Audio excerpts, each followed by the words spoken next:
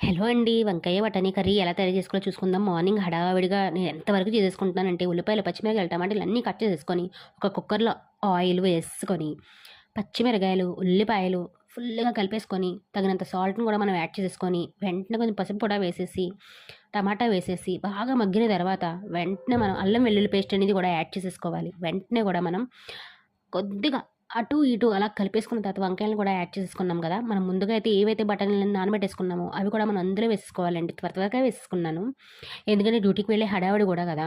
అందుకోసం. ఇప్పుడు 2 టేబుల్ స్పూన్ల కారాన్ని కూడా నేను దగ్గరగా వేసేసుకొని ఒక్క కలుపు కలిపేసుకొని ఆయిల్ అనేది బాగా పైకి తేలిన తర్వాత తగినన్ని వాటర్ కూడా యాడ్ చేసుకున్నాను. వెంటనే అందులో కొంచెం జీరా పౌడర్, ఒక టేబుల్ స్పూను ధనియా పౌడర్ వేసి కుక్కర్ విజిల్స్ అయితే పెట్టేసుకొని ఈలోపు ఇల్లుని కూడా చేసేసుకొని డ్యూటీలో ముందుగా వెళ్ళిపోయి లంచ్ టైంలో ముందు కొలిక్కి కర్రీ వేసి టేస్ట్ చేసిన తర్వాత నా కర్రీని టేస్ట్ చేశాను. వీడియో నచ్చితే లైక్ చేయండి, షేర్ చేయండి. Thank you for watching video.